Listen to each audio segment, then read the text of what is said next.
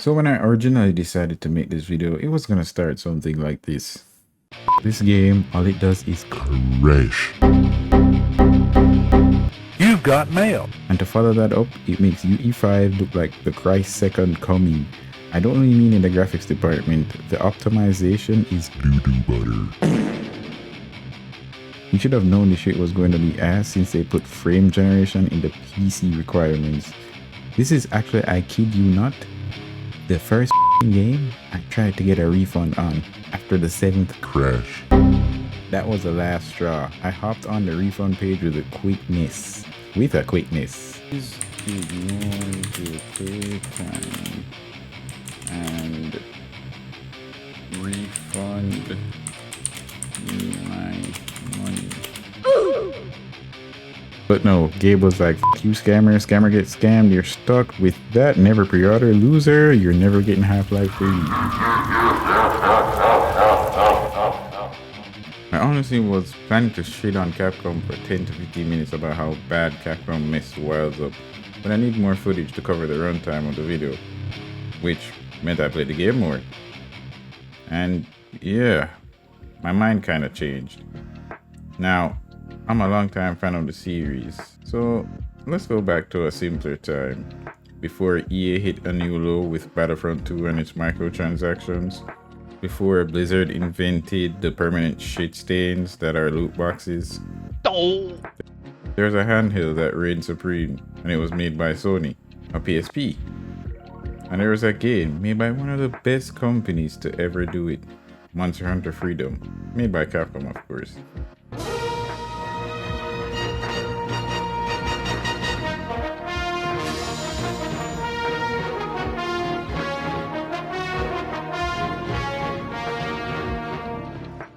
You see, it's funny, I played Monster Hunter on the PSP and I was blown away by the graphics at the time. I had no idea what I was doing and got bodied by this piece of shit. And stopped playing. I was like 13, I had zero patience. Like, learning curve, what's that? Ew. Then Monster Hunter Freedom 2 rolled around for the PSP. A masterpiece. Straight cinema. And this time I actually got a decent way through the game. And I understood the mechanics and learned by trial and error how to beat monsters. I didn't really even get into the min-maxing or anything like that. Kill cool monster, craft cool armor, craft his weapons, that made me satisfied. Also, another key thing that made my love for the franchise multiply is that a bunch of my high school friends also had a PSP and they loved the game too, so we would all hang out after school and hunt together. Fast forward, I think we kind of just dropped the PSP. I don't know, it got old and everybody had consoles. But Monster Hunter didn't really see any ports on the PS3 and 360 era. Capcom decided, yeah, we're gonna continue the franchise on the cash cow that was the Wii. Which, looking back, made sense. I mean, the Wii sold the most units, and doing some research, Capcom said, yeah, it was cheaper to develop for the Wii. So yeah, easy money. Here comes the money. Here we go. Money talk. Here comes the money. There's like one Monster Hunter game that came out for the 360, but it didn't make it to the West.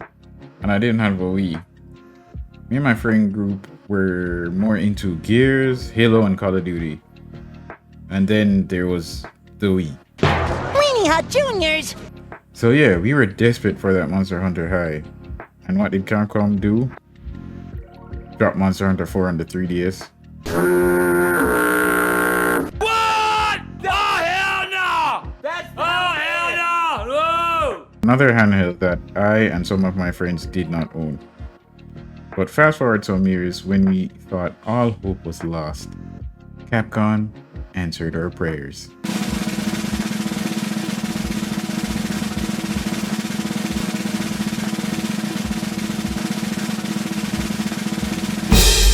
Monster Hunter World, our Monster Hunter game for the PS4 and Xbox One, which allowed for online play.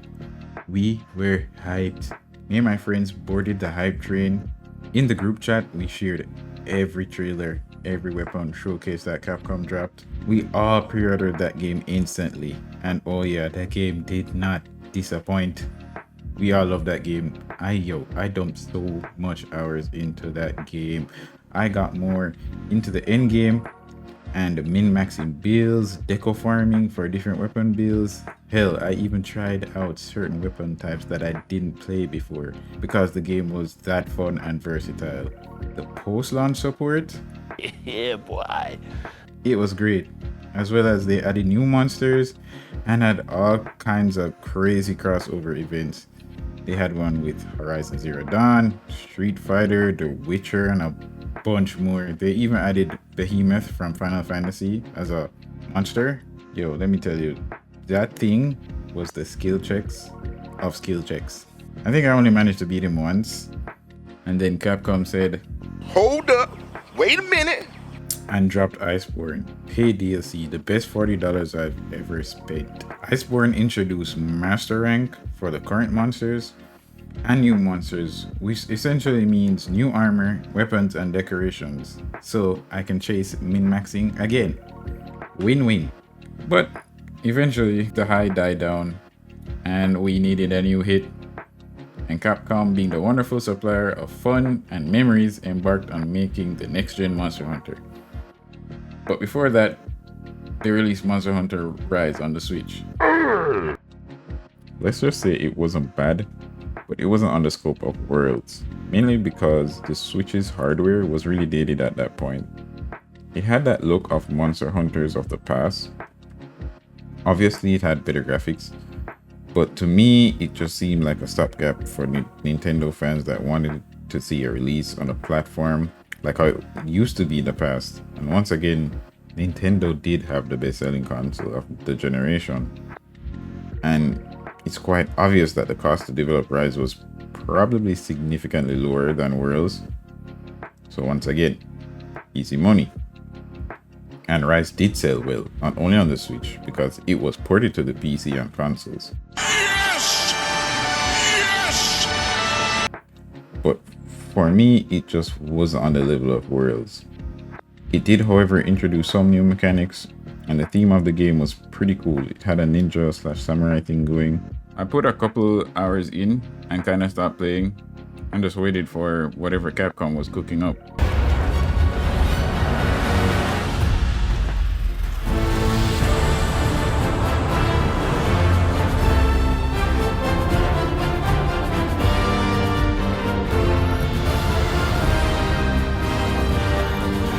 Monster Hunter Wilds. Once again, me and my friends bought the tickets for the hype train. There was a saying for what happened up to the release of the game: you never see smoke without fire. Meaning, there will always be signs indicating what's about to happen, either good or bad. In this case, bad. So typically, Capcom, God bless them, will release a demo for their game a couple months before release to build up hype and for like PC players to kind of gauge how your system will run it. So following suit, the demo for Wilds dropped, and what do you know? The game runs like ass. Oh my god, bro. Oh, hell no, man. What the f, man? Get your ass on, boy.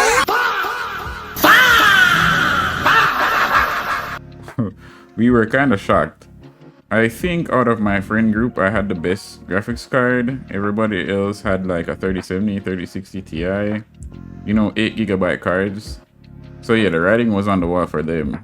Capcom basically confirmed we were cooked when they were like pushing us to use CryEngine and FSR.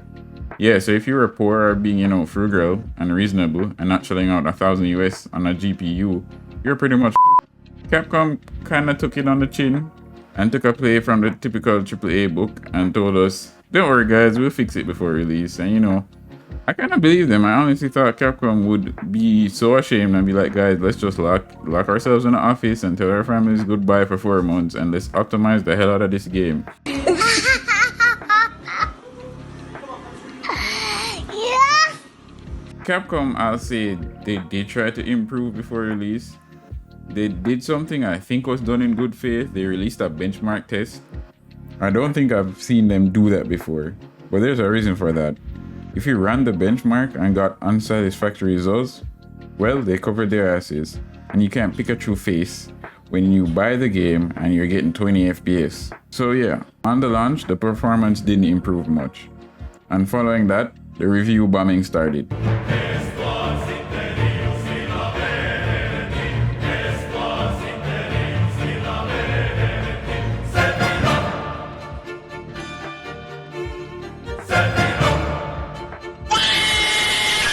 Performance issues aside, there were other complaints from players, saying that a lot of mechanics got streamlined, so it felt like a lot of hand-holding was taking place. The difficulty of the game felt toned down. Even in the end game, the monsters didn't feel as challenging as the previous entries. Me, personally, I can agree. I think I only died twice during the base story campaign, and going into the end game, yeah, the difficulty really didn't step up much. As for the streamlining of mechanics, Capcom has been making the game more accessible to new players. Monster Hunter used to be a very difficult game. There was no hand-holding, and like I mentioned before, I dropped the game when I first started playing it because it was so unforgiving. I came across a video the other day titled "The Most Painful Video Game" by YouTuber Pac. To my surprise, he was talking about Monster Hunter 2, and I gave it a watch, and I honestly forgot how hard Monster Hunter used to be. So Capcom, wanting to widen the audience and, you know, make the game more profitable and approachable, started to do some handholding. In the earlier entries, your hunter really felt like he was a random villager in over his head. Your hunter felt like a regular guy trying his best against dragons, leviathans, and demon spawns. Fast forward to like Worlds or Rise, you feel like a Ambu Black Ops Special Forces FBI CIA counter-intelligent pro wrestler that lives and breeds hunting monsters. And look at Randy Orton slithering. Watch out, watch out, watch out, watch out! So the problem is power creep. With every new Monster Hunter game, we have way more tools, abilities, and systems in place that make hunting monsters less challenging. Let's look at it this way. Monster Hunter World is Capcom's best-selling game, and let's be real. World was not nearly as difficult and frustrating as the earlier entries. The game wasn't difficult to pick up and play. Yeah, you can beat the higher ranked monsters without putting in a few hours, but with the introduction of drop-in multiplayer, instantly getting 3 hunters to drop in will reduce the difficulty of most fights. Given the success of the game, I'm pretty sure they wanted to just take the formula from World and improve on it, which meant more flashy and efficient mechanics that ultimately led to the fights being easier. Some players think that tweaking the monster's damage numbers and health will fix the problem, but that's just a band-aid on a missing limb. Capcom needs to also introduce new mechanics that monsters can unleash on us, the players, to make the game a bit more interesting. So with the power creep and the hand-holding, the game felt like Monster Hunter World diet.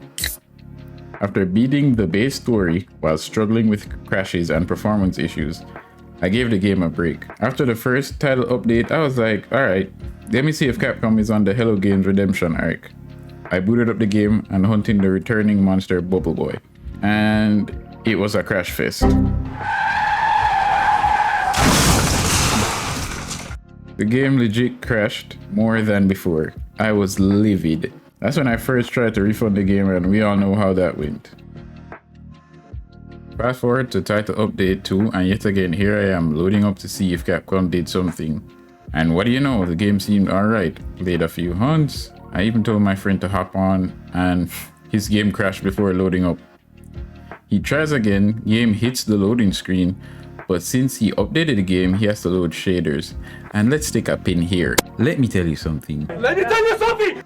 You see, every time I get a driver update or the game itself gets a big update, I'm hesitant about opening the game because I have to reload shaders. Let's see how long the game takes to load shaders. Capcom, fix it. So he loads in, and what do you know? I get kicked from the online play, and then shortly after that, my game crashes. Whoop-de-doo! You get the point. It was at this moment that I decided I'm gonna make this video, but like I said, I needed gameplay, my own gameplay. So I started playing the game more, hopefully to highlight the glaring problems, and to my surprise, the game kind of stopped crashing. I don't think I got any crashes since. It's like Capcom knew this was their last chance. I found myself religiously just hopping on every night to play. Not just that, I started looking up endgame builds and working towards them. Actually grinding for gear and remembering how RNG can be unforgiving, but I didn't mind because it was fun. There's the fun Monster Hunter formula here. Although, yeah, like I mentioned before, it's a diet version. I don't mind. I'm in a point in my life where I can't sink 300 hours into a game, and the get in and get out format that the game has adopted kind of fits me perfect. I boot up the game before bed, I hunt 1 and 2 monsters, then hop off, and because of things being streamlined, it's not that time consuming. Remember those 2 title updates? Capcom was listening to you guys complain about how easy the game was, so yeah, they adjusted the difficulty, and I have been one-shotted a lot. So they have 2 gunners, one's a stripper, and one's a married.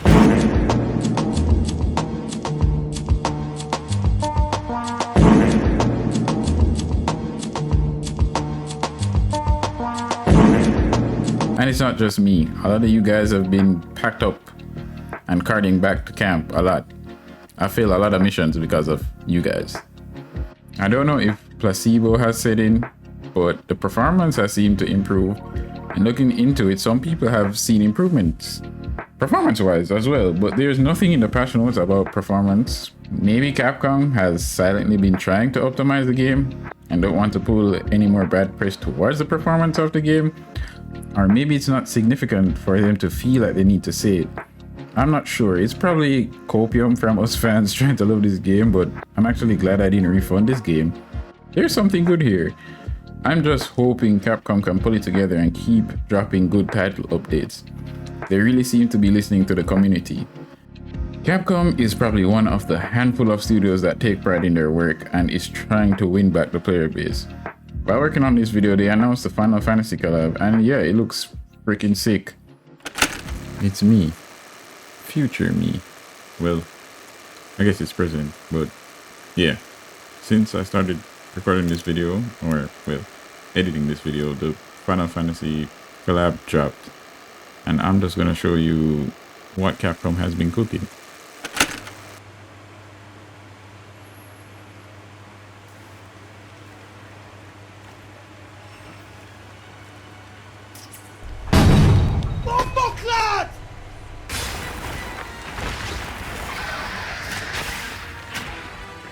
No, God! No, God, please, no! No! No! No! Yeah, the crashing has returned. Now, I'm not going to harp on this any longer. Capcom has definitely flushed the good faith I had for them down the toilet. RE Engine obviously needs a big overhaul, and I honestly don't see that happening. The game is going to be in this state for a long time. It's sad. Now, would I recommend this game to somebody new to the franchise? No. I would tell them to go play Monster Hunter World. The game still has an active player base and it's a much better polished experience, which goes on sale often for like $10. You can even get the DLC at a great price too on Steam. Then, if they're bored and feel like they are just craving the Monster Hunter formula, wait until Monster Hunter Wild goes on sale for like $15, because that's what I think this experience is worth, not whatever they are charging for it. For us experienced fans and longtime lovers of the franchise, Capcom played us. The game did sell relatively well because of the good faith that we had with the franchise and the company, but the corporate greed has creeped their way in and forced out this subpar experience. I'll probably still play the game. It has the shell of a good Monster Hunter game. It's not unredeemable, but my faith in Capcom is. Thanks for sticking around to the end of the video, guys. Like and subscribe if you found the video entertaining. Sorry this video took so long. Editing takes a ton of time between work and family, and gathering clips and alone takes up so much time. I promise I'm gonna try a new thing. The next video won't be such a long commentary. It'll be more of a rant over just like gameplay video in the background. I'm gonna try that. I have more reviews in the work, and yeah. But yeah, just thanks for tuning in, and I'll see you guys later.